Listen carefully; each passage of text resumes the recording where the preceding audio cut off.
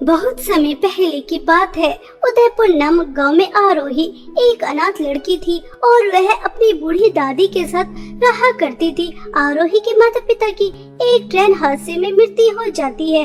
अपने माता पिता के इस दुनिया से जाने के बाद आरोही ने अपनी दादी को ही सब कुछ मान लिया था, माँ भी पिता भी। वह अपनी दादी से बहुत ज्यादा प्यार करती थी। दादी बूढ़ी थी, इसलिए समय के साथ साथ वह कमजोर होती गई और बीमारी ने उनके शरीर में घर कर लिया था। आरोही गांव के एक बुटीक पर काम करने जाया करती थी, क्योंकि उसे सिलाई करनी बहुत अच्छी तरह से आती थी, इसलिए वह अपनी पढ़ाई के साथ साथ काम भी कर रही थी और अपना और अपनी दादी का ख्याल भी रख रही थी। ऐसे ही समय बीत रहा था। दादी दादी, मुझे आप पिताजी के बचपन की बातें बताइए। आखिर पिताजी कैसे थे? शरारती थे, नटखट थे या फिर वो बिल्कुल शांत थे? बताइए ना दादी जी, पिताजी आखिर बचपन में कैसे थे?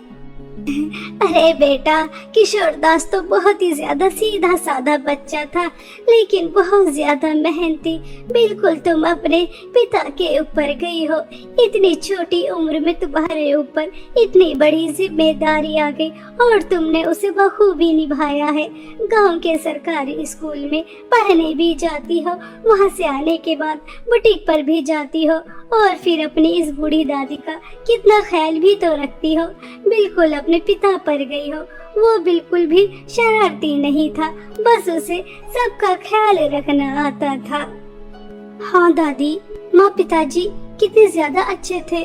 वो हमें इतनी जल्दी अकेला छोड़कर क्यों चले गए? अगर आज वो हमारे साथ होते तो कितना अच्छा होता। दादी दादी दादी, आपको क्या हो गया? मैं आपसे बातें कर रही हूँ। दादी, आप मेरी बातें क्यों नहीं सुन रही? दादी दादी, अपनी आंखें खोलिए।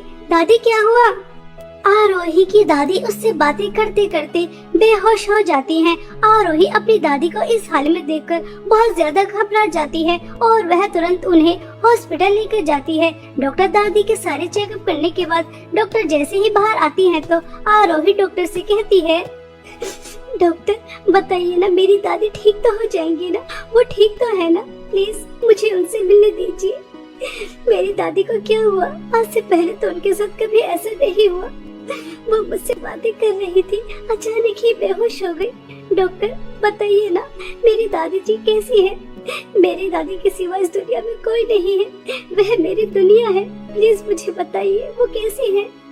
तुम्हारा उनके प्रति इतना प्यार देखकर मुझे बहुत अच्छा लग रहा है, लेकिन ऐसे प्यार का क्या फायदा जब तुम अपनी दादी का ख्याल ही नहीं रख सकती?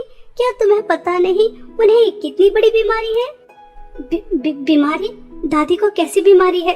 मुझे कुछ नहीं पता और दादी जी ने मुझे आज से पहले अपनी बीमारी के बारे में कुछ नहीं बताया।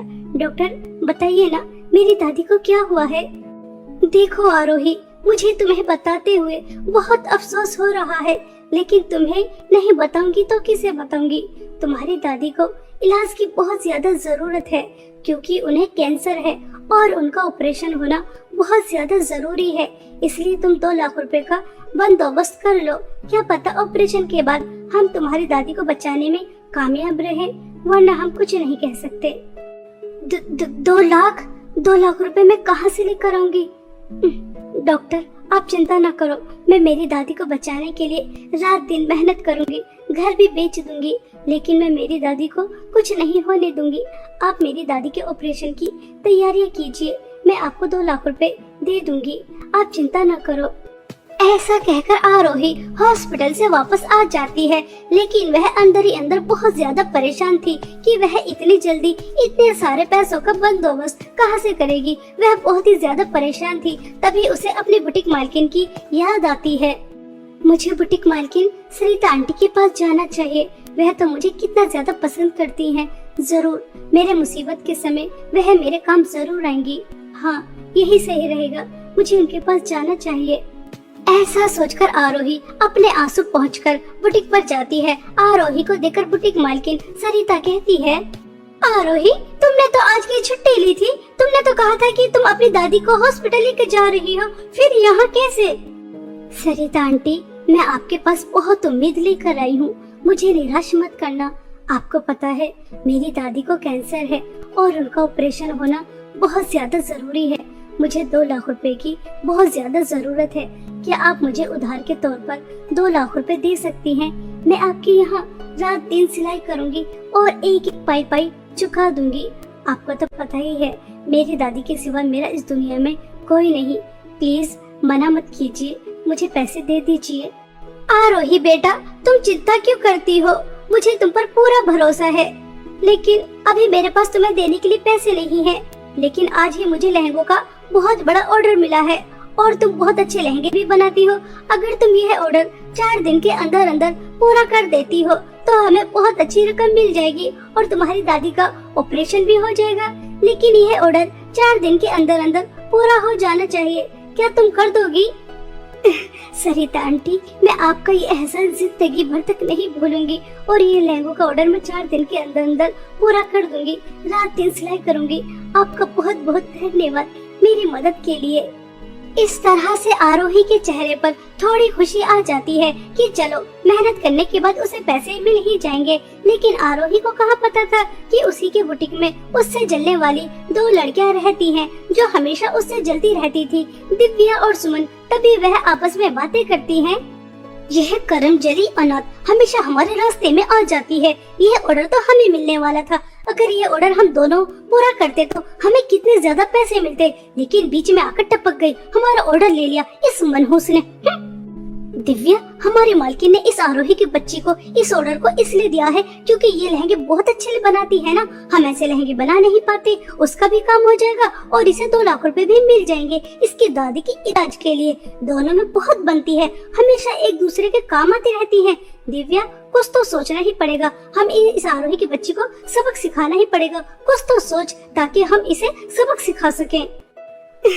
सुमन, मैंने सोच लिया है। अब हम दोनों जो करने वाले हैं ना, वो ऐसा होगा जिससे बुटीक मालकिन का भी नुकसान होगा और इस आरोही की बच्ची का भी। अब हम भी देखते हैं कि कैसे अपनी दादी का इलाज करवा पाती है। हमसे हमारा ऑर्डर छीना है ना। देख, अब हम तेरे साथ क्या करते हैं, बना। जितनी मेहनत से लहंगा बना सकती है बना। उसके बाद हम जो करने वाले हैं ना, वो तेरी सोच से भी परे होने वाला है। बहुत मजा आएगा तेरी बर्बादी और बुटीक मालकिन की बर्बादी देखते हुए। बहुत मजा आएगा। ऐसा सोचकर दिव्या और सुमन एक बहुत खतरनाक प्लान बना लेती हैं। वहीं दूसरी तरफ बेचारी आरोही, वह 1 मिनट के लिए भी नहीं सोती। 4 दिन तक रात दिन मेहनत करती है और वह लहंगों का ऑर्डर पूरा कर देती है। तभी सरिता आंटी का फोन आता है। आरोही बेटा, तुम वह सभी लहंगे जो तुमने बनाए हैं वह शहर में लाला सेठ के यहाँ पर देकर आ जाओ और वो जो भी तुम्हें पैसे देंगे मुझे लाकर दे देना। ठीक है, संभल कर जाना। आरोही वह सभी लहंगे लेती है और शहर जाकर लाला सेठ के यहाँ पर देकर आ जाती है और लाला सेठ आरोही को जो भी लहंगों के पैसे देता है वह सभी लेकर शहर से वापस आ रही थी। तभी दिव्या और सुमन चोर का रूप लेती हैं और आरोही को रास्ते में ही रोक लेती है और उसे चाकू दिखाकर उससे सभी पैसे छीन लेती है और उसके बाद बेचारी आरोही की बहुत ज्यादा पिटाई भी करती है और सभी पैसे लेकर वहाँ से भाग जाती है। बेचारी आरोही वहीं बैठकर बहुत ज्यादा रोती है। अब मैं बुटीक मालकिन के पास क्या मुंह लेकर जाऊंगी? उनसे क्या कहूंगी कि रास्ते में चोरों ने मुझसे पैसे छीन लिए? पता नहीं वो मेरी इस बात पर भरोसा करेंगी भी या नहीं। कहीं वो मुझे लालची न समझ ले। उन्होंने मेरे ऊपर भरोसा दिखाया और मुझे शहर भेजा। मैं क्या करूं, मुझे तो कुछ भी समझ में नहीं आ रहा। वही दूसरी तरफ मेरी दादी हॉस्पिटल में जिंदगी और मौत की लड़ाई लड़ रही है। अगर 2 लाख रुपए का जल्द से जल्द बंदोबस्त नहीं हुआ तो उनका ऑपरेशन नहीं हो पाएगा और अगर उनका ऑपरेशन नहीं हुआ तो वो मुझे मेरे माता पिता की तरह हमेशा हमेशा के लिए अकेला छोड़ के चली जाएगी। मेरे दादी के बिना मैं कैसे जीऊंगी? मेरे तो उनके सिवा इस दुनिया में कोई नहीं। मैं क्या करूं? मुझे तो कुछ भी समझ में नहीं आ रहा। कोई मेरा घर भी नहीं खरीद रहा। मैं क्या करूं? दादी का इलाज, मालकिन के पैसे, ये सब कहां से लेकर आऊं? हे ऊपर वाले, तूने मुझ जैसी अनाथ लड़की के ऊपर इतनी बड़ी परेशानी क्यों डाली? मुझे इस परेशानी से बाहर निकाल दे। मैं क्या करूं? इस तरह से आरोही बहुत ज्यादा फूट फूट कर रो रही थी। तभी आरोही के पास एक बहुत सुंदर परी आती है और वह आरोही से कहती है, आरोही, मैंने तुम्हारी सभी बातें सुन ली हैं और तुम बहुत ज्यादा परेशान भी हो। अगर तुम मेरी मदद करोगी तो मैं तुम्हें इस परेशानी से बाहर निकाल सकती हूँ। बादलों में जादुई सोने और चांदी के 2 लहंगे के घर हैं और दोनों में से एक के अंदर मेरी जादुई छड़ी है। अगर तुम मेरी जादुई छड़ी बादलों से लेकर आ जाती हो तो मैं तुम्हें इतने पैसे दे दूंगी जितने की तुम्हें जरूरत है। क्या तुम मेरी मदद करने के लिए तैयार हो? हाँ हाँ परी जी, मैं आपकी मदद करने के लिए तैयार हूँ, लेकिन मुझे ये समझ में नहीं आ रहा मैं बादलों में कैसे जाऊंगी। मेरे पास तो आपकी तरह पंख भी नहीं है। तभी वह परी ताली बजाती है और वहाँ पर सीढ़ियाँ प्रकट कर देती है, जिसकी मदद से आरोही बादलों में पहुँच जाती है। तभी उसे बादलों में जादुई 2 सोने और चांदी के लहंगे के घर नजर आते हैं। तभी जादुई सोने के लहंगे के घर से आवाज आती है, आरोही, मेरे जादुई सोने के लहंगे के घर के अंदर बहुत सारी धन दौलत है। इतनी सारी धन दौलत कि जिंदगी भर तुम उसे खर्च नहीं कर पाओगी और सारी जिंदगी ऐश करोगी। मेरे घर के अंदर आओ और सारी धन दौलत अपने साथ ले जाओ। आरोही, मेरे जादुई चांदी के लहंगे के घर के अंदर धन दौलत तो नहीं है और ना ही तुम्हें देने के लिए कुछ और, लेकिन मेरे घर के अंदर एक बूढ़ी अम्मा बहुत दिनों से बहुत ज्यादा बीमार है। उनकी सेवा के लिए किसी की जरूरत है। क्या तुम मेरे घर के अंदर आकर उन बूढ़ी अम्मा की सेवा कर सकती हो? मैं जादुई चांदी के लहंगे के घर को चुनती हूँ और उन बूढ़ी अम्मा की सेवा करना चाहती हूँ। बड़े बूढ़ों की सेवा करना पुण्य का काम है और मैं पुण्य कमाना चाहती हूँ, धन दौलत लेना नहीं चाहती। क्योंकि मेरी दादी हमेशा मुझसे कहती हैं कि लालच बहुत बुरी बला होती है, वह तुम्हें बहुत बुरी तरह से फंसा सकती है। इसलिए हमें कभी भी लालच नहीं करना चाहिए। इसलिए मैं जादुई सोने के लहंगे के घर के अंदर धन दौलत के लालच के लिए नहीं जाऊंगी, बल्कि मैं जादुई चांदी के लहंगे के घर के अंदर बूढ़ी अम्मा की सेवा करने के लिए जाऊंगी, ताकि मैं पुण्य कमा सकूं। आरोही के इतना कहते ही जादुई सोने के लहंगे का घर अदृश्य हो जाता है और आरोही जादुई चांदी के लहंगे के घर के अंदर जाती है तो उसके अंदर कोई बूढ़ी औरत नहीं थी, बल्कि परी की जादुई छड़ी थी और वह उस जादुई छड़ी को सही सलामत परी के पास लेकर आ जाती है। तभी परी आरोही से कहती है, आरोही, मैं तो बस तुम्हारी परीक्षा ले रही थी कि तुम इतनी दुखी हो, इतनी परेशान हो, तुम्हें पैसों की इतनी ज्यादा जरूरत है कि तुम धन दौलत के लालच में आती हो या नहीं। लेकिन तुम तो बहुत अच्छी हो, तुमने इतने परेशानी में भी बुराई का रास्ता नहीं चुना, तुमने लालच नहीं किया। इसलिए बादलों का जादुई चांदी के लहंगे का घर आज से तुम्हारा है। तुम जादुई लहंगे के घर से जो भी कुछ मांगोगी हमेशा तुम्हें मिलता रहेगा। ऐसा कहकर परी अपनी जादुई छड़ी से बादलों का जादुई चांदी के लहंगे का घर आरोही को दे देती है। आरोही जादुई चांदी के लहंगे के घर को पाकर बहुत ज्यादा खुश होती है और वह उससे बहुत सारी धन दौलत मांगती है और जादुई चांदी का लहंगे का घर आरोही को बहुत सारी धन दौलत दे भी देता है।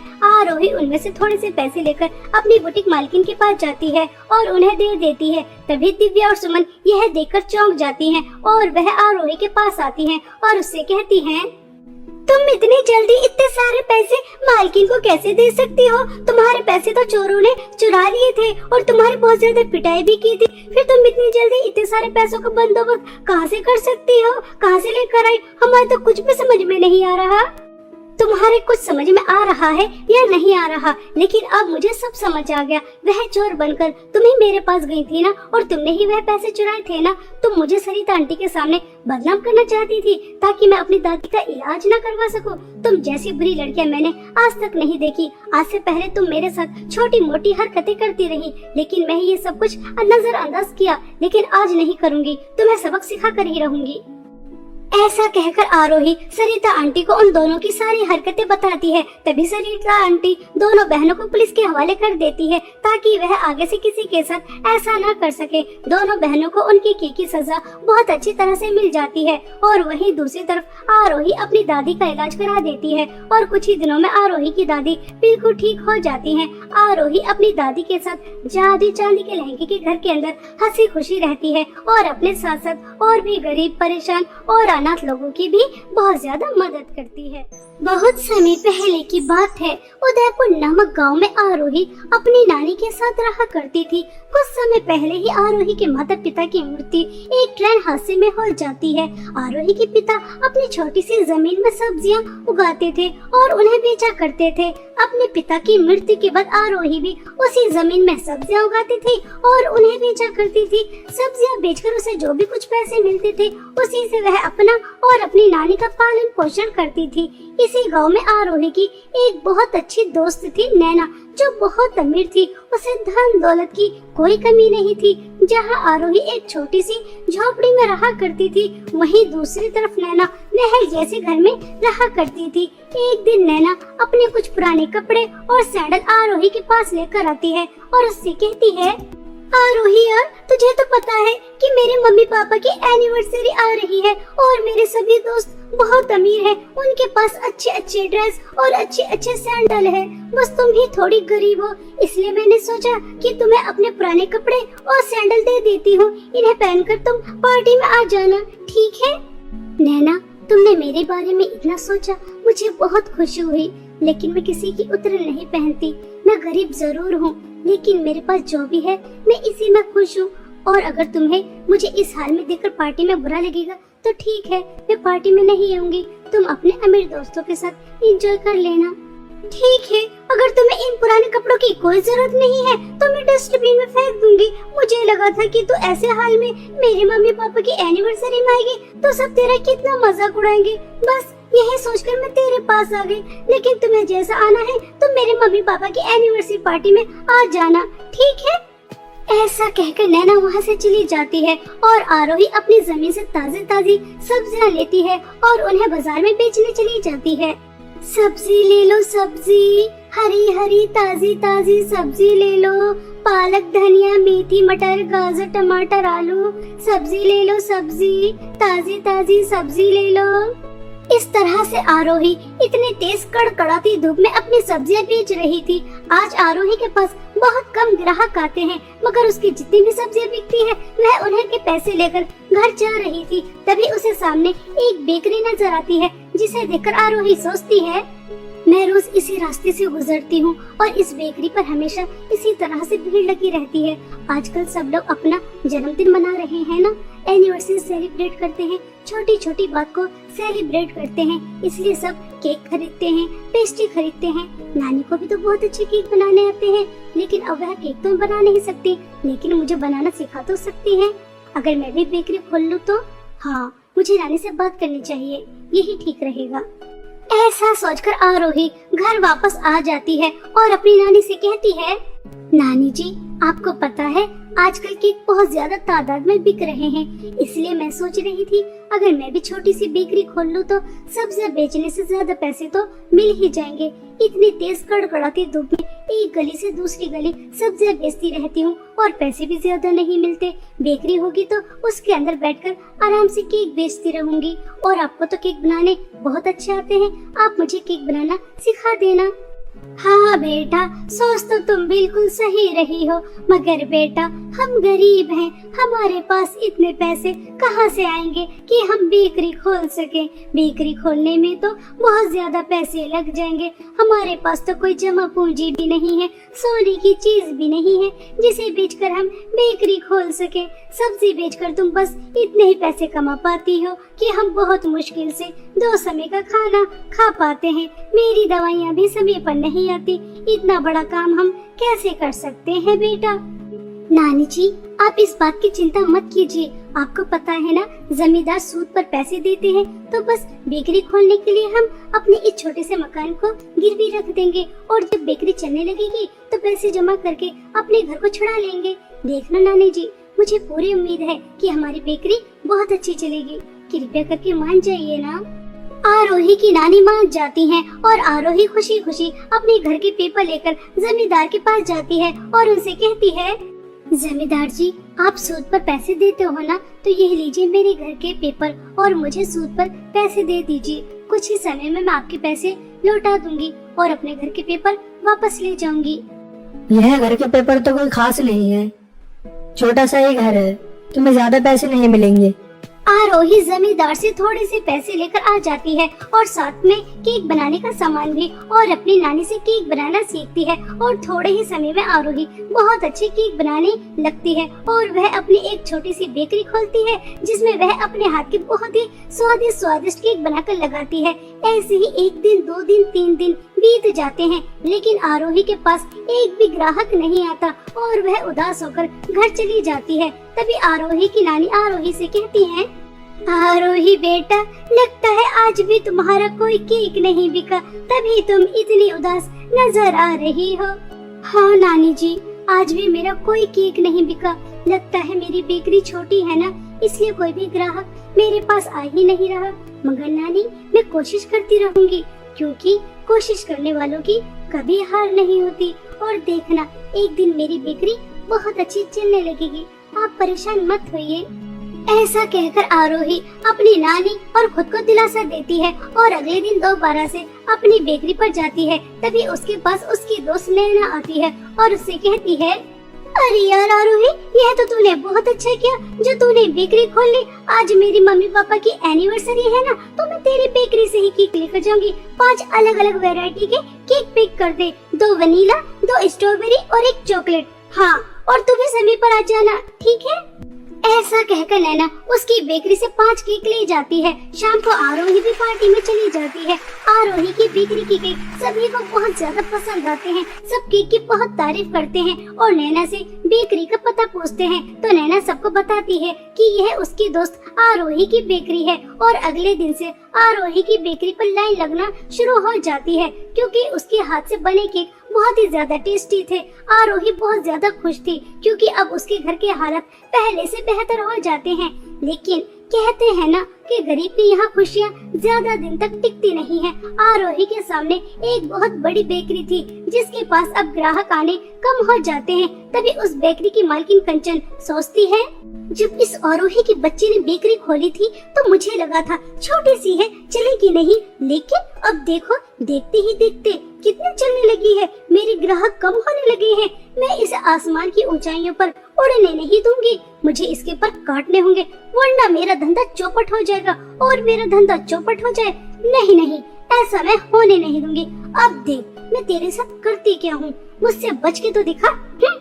ऐसा सोचकर कंचन आरोही को बर्बाद करने का प्लान बना लेती है। और वहीं दूसरी तरफ आरोही बहुत खुश थी और वह अपनी नानी के लिए नई साड़ी और समोसे और चाउमीन, बहुत सारा खाने का सामान लेकर जाती है और अपनी नानी से कहती है, नानी जी, मैंने आपसे कहा था ना कि मैं हार नहीं मानूंगी, कोशिश करती रहूंगी, क्योंकि कोशिश करने वालों की कभी हार नहीं होती। और देखिए, अब मेरी बेकरी पहले से कितनी अच्छी चलने लगी है। बस अगर इसी तरह से चलती रहेगी तो कुछ ही दिनों में मैं घर के कागज भी छुड़ा लूंगी। नानी, आपके लिए साड़ी और समोसे चाउमीन लेकर आई हूँ, यह लीजिए, इसे खा लीजिए। हाँ बेटा, तुमने बिल्कुल सही कहा, कोशिश करने वालों और मेहनत करने वालों की कभी हार नहीं होती। तुम ऐसे ही मेहनत और कोशिश करती रहना और देखना, एक दिन तुम्हारी जगह जगह पर बेकरी होंगी। मुझे बहुत खुशी है तुम कामयाब हो रही हो। इस तरह से दोनों बहुत ज्यादा खुश होती हैं, लेकिन उन्हें क्या पता था कि अब उनकी जिंदगी में क्या तूफान आने वाला है। कंचन रात हो जाने के बाद आरोही की बेकरी पूरी तरह से जला देती है और बहुत खुश होती है। आरोही गरीब की बच्ची, ये देख, मैंने तेरी बेकरी पूरी तरह से जला दी है। अब तो इतना बड़ा नुकसान कहाँ से चुकाएगी? अब मजा आएगा। मेरे ग्राहक तोड़ने चली थी और मैंने बेचारी को जड़ से ही उखाड़ कर फेंक दिया। ऐसा सोचकर कंचन बहुत ज्यादा खुश हो रही थी। सुबह होने के बाद आरोही खुशी खुशी अपनी बेकरी पर आती है तो उसके पैरों तले जमीन खिसक जाती है, क्योंकि बेकरी पूरी तरह से जल चुकी थी। यह देखकर आरोही बहुत फूट फूट कर रोती है। अरे नहीं, यह क्या नर्थ हो गया, मेरी बेकरी तो पूरी तरह से जल गई। इसके अंदर कितना सारा सामान रखा था, वह भी सब जलकर राख हो गया। अब मैं मेरे घर को कैसे छुड़ाऊंगी? नानी की दवाइयाँ, खाना पीना कैसे करूंगी? यह जिसकी दुकान है वह तो मुझसे इसके पैसे मांगेगा। यह सब क्या हो गया? मेरी खुशियों को किसकी नजर लग गई? ऐसा कैसे हो सकता है? रात तक तो सब कुछ ठीक ठाक था, अचानक क्या हो गया? मेरी खुशियाँ, दुकान, घर, सब कुछ उजड़ गया। अब कुछ नहीं बचा, कुछ भी नहीं बचा। ऐसा सोच सोचकर आरोही बहुत ज्यादा रो रही थी। आरोही को रोता हुआ एक परी देख लेती है तो आरोही के ऊपर उसे बहुत तरस आता है और वह आरोही के पास जाती है और उससे कहती है, आरोही, तुम्हारे साथ जो भी कुछ हुआ बहुत गलत हुआ। मैं तुम्हारी मदद करना चाहती हूँ। आओ मेरे साथ चलो मेरी जादुई सोने और चांदी की केक की नदी के पास। वह परेशान और अच्छे लोगों के काम आती है। तुम बहुत अच्छी हो, हमेशा दूसरों की मदद करती हो। मैंने देखा कि तुम किस तरह से गरीब बच्चों को अपनी बेकरी से केक देती हो। जिसका दिल इतना अच्छा हो उसके साथ बुरा नहीं होना चाहिए। आओ मेरे साथ चलो मेरी जादुई सोने और चांदी की केक की नदी के पास। ऐसा कहकर वह परी आरोही को अपने साथ उड़ाकर अपनी जादुई सोने और चांदी की केक की नदी के पास ले जाती है। एक तरफ सोने की केक बह रहे थे और दूसरी तरफ चांदी की केक बह रहे थे। तभी जादुई सोने और चांदी की केक की नदी से आवाज आती है, परी, जैसा कि तुम जानती हो इस नदी के केक सिर्फ वही लेकर जा सकता है जो मेरे सवालों के सही सही जवाब दे। तो मैं इस लड़की से कुछ सवाल पूछती हूँ। अगर यह अपनी परीक्षा में पास हो गई तो मैं इसे जादुई सोने और चांदी की केक की नदी से जादुई केक दे दूंगी। सुनो लड़की, तुम्हारे सामने दो बच्चे भूखे हैं और तुम्हारे पास सिर्फ एक रोटी है, लेकिन वह बच्चे काफी समय से भूखे हैं। अगर वह तुमसे एक रोटी मांगेंगे तो उस समय तुम क्या करोगी? मैं उस समय उन दोनों बच्चों को आधी आधी रोटी खिला दूंगी, क्योंकि मेरी नानी हमेशा मुझसे कहती है भूखे लोगों को खाना खिलाना बहुत पुण्य का काम होता है। इसलिए मैं एक समय भूखे रहकर इतना सारा पुण्य कमाना चाहूंगी। आरोही, तुम बहुत अच्छी हो, अपनी परीक्षा में पास हो चुकी हो, वरना आज के टाइम में कोई भी दूसरों के बारे में नहीं सोचता। अब तुम जादुई सोने और चांदी के केक की नदी से एक सोने का केक और एक चांदी का केक लेकर जा सकती हो। जादुई सोने के केक से तुम्हें बहुत सारी धन दौलत मिलेगी और जादुई चांदी के केक से तुम्हें हमेशा केक मिलते रहेंगे, जिसकी मदद से तुम्हें अब कोई भी कमी नहीं होगी। आरोही खुश होकर जादुई सोने और चांदी की नदी से जादुई केक लेकर आ जाती है और जादुई सोने के केक से बहुत सारी धन दौलत लेकर अपना सारा कर्जा चुका देती है और अपनी एक बहुत बड़ी बेकरी खोलती है और जादुई चांदी के केक से केक लेकर उस बेकरी में बेचती है। इस तरह से आरोही की बहुत सारी बेकरियां होती हैं और उसका बहुत नाम होता है। आरोही कुछ ही दिनों में बहुत अमीर हो जाती है और जब इस बात की खबर कंचन को लगती है तो वह आग बबूला हो जाती है।